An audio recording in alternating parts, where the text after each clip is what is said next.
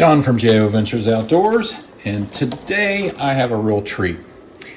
I was contacted by Ken at Last Chance Knives about checking out his Jack Wolf Vampire Jack. And I thought, wow, what a chance to check out a knife like this, one that I would most likely never buy. And he said, yeah, hey, Baxter had it and he was checking it out. So Andrew Baxter sent it to me. So thank you, Andrew, for sending it to me over at Baxter's Blades. He had it for a little bit. And so now it's my turn to kind of check it out. I don't think it's really an official traveling knife, but I guess it is making some travels. So this is a Jack Wolf Vampire Jack knife, and it is just fantastic. It's got S90V blade steel. This is all titanium, and then we have this design here on the covers.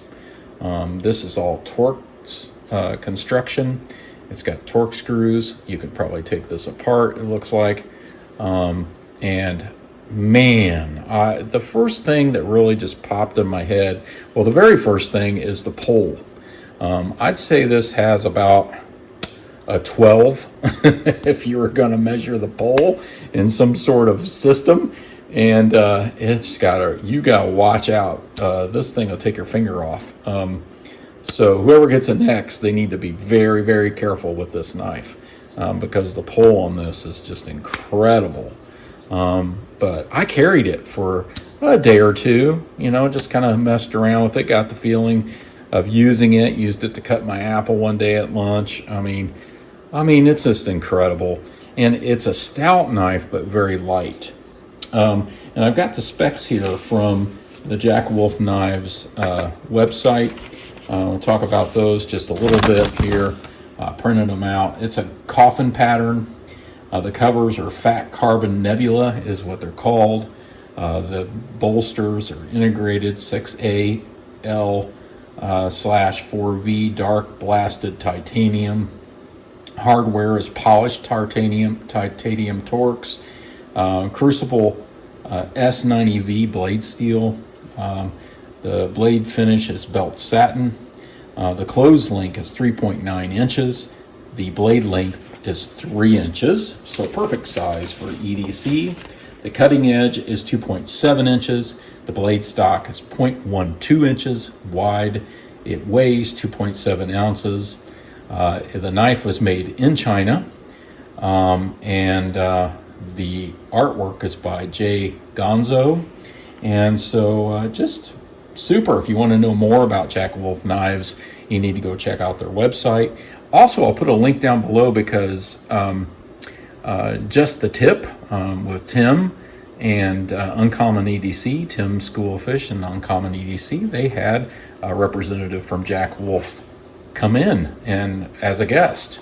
So forgive me, I don't know the gentleman's name, but you need to go check that out. So I'll put that link down below. So it's the Vampire Jack. It comes with this little chip. Look at that. Oh my gosh.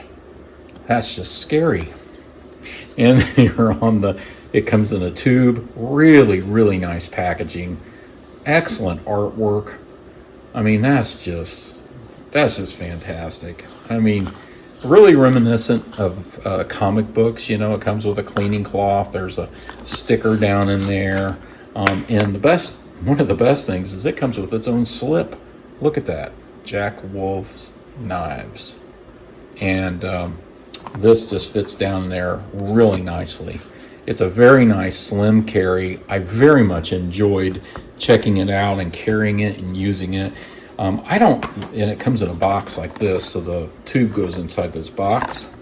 And you can go check out the website for the expense. It is expensive. It depends on what your budget is, I guess, but for me it's expensive. But the only modern knife I have, and it's not really a comparison, is the Brother 1508.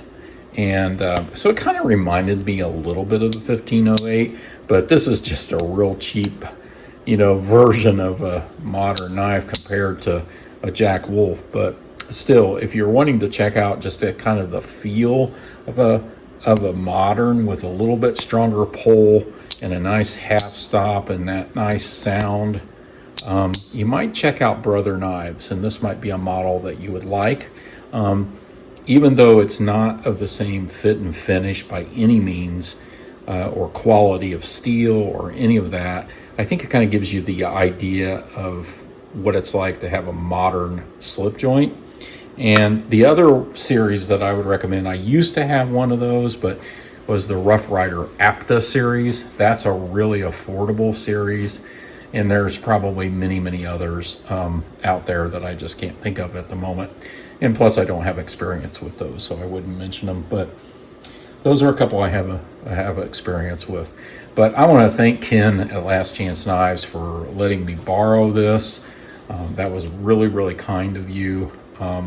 I told him, I said, man, I'm kind of afraid to carry this, because it is a little bit expensive. And he said, oh, don't worry about it. It's a user, that thing's bulletproof. You can use that. But I was very careful with it, and I'm going to be sending it on either to another channel or back to Ken here real soon. So I needed to get a video out and just say thank you to Ken and just let you know that I used that knife. Now, I do have one shout out that I almost forgot to do here, and that is a channel I did a trade with. I'm looking for the sticker.